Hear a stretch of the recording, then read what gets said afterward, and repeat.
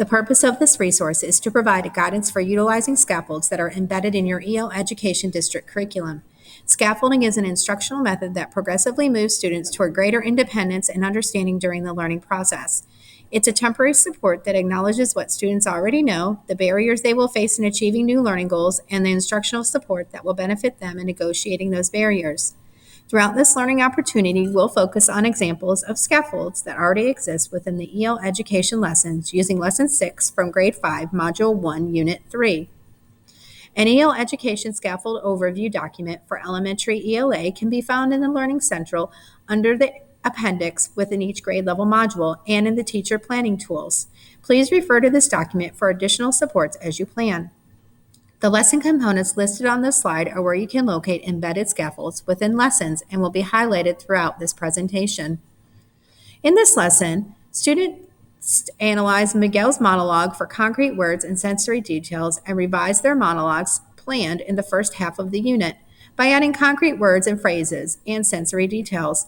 In work time A, students review how to form and use the perfect verb tenses and practice revising a sentence from Miguel's monologue.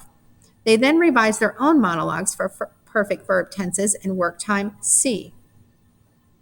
Concrete words and phrases can be a challenging concept for students to understand.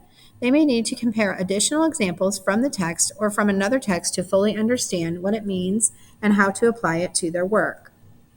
Each lesson provides a section of supports for ELLs, but these strategies may be helpful to all students. ELLs might find it challenging to absorb the meaning and structures of all three perfect tenses at once. Consider focusing primarily on the past perfect tense. Simplify the discussion of auxiliary verbs by introducing the formula had plus past participle. If beginning proficiency students are grouped in pairs with more advanced students, consider working with these pairs closely during work time C and completing their revisions together as shared or interactive writing activities. The universal design for learning is a way of thinking about teaching and learning that helps give all students an equal opportunity to succeed. In this lesson, there is a mini lesson about past perfect verb tenses. Many students find grammar rules abstract and need concrete examples in order to comprehend them and use them effectively in their own writing. Consider engaging students in kinesthetic activities to help bring grammar rules to life.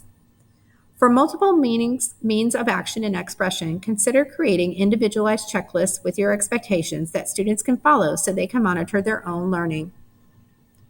Create a supportive and inclusive environment by reminding students that everyone is working toward becoming better writers and focus on growth rather than relative performance.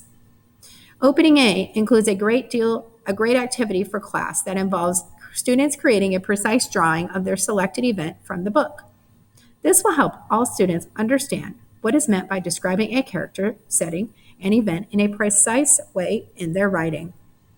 ELLs may need more support with this new vocabulary, so revert to this section in Opening A to spend more time on the word precise.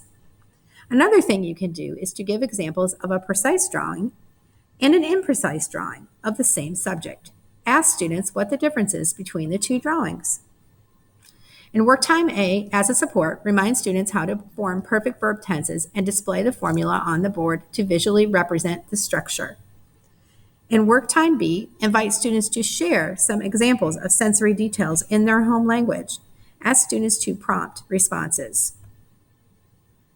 To support comprehension, prepare students for the exercise in work time C by inviting them to close their eyes for 1 minute and imagine they are in their favorite place in the world. Using a total participation technique, ask students what they smell, see, hear, feel, and taste as they imagine being in their chosen places. You can also show students a picture and ask them to use concrete phrases or sensory words to describe the details they see. For ELLs and students who may need additional support with writing, display key phrases from Miguel's monologue that students can draw from as they revise their own narratives for sensory details. Create individualized checklists for students to follow as they revise. See the example here. Scaffolding is an instructional method that progressively moves students toward greater independence and understanding during the learning process. Refer to the EL Education Scaffold Overview in Learning Central for more support. If you need more assistance, see the experts in your building.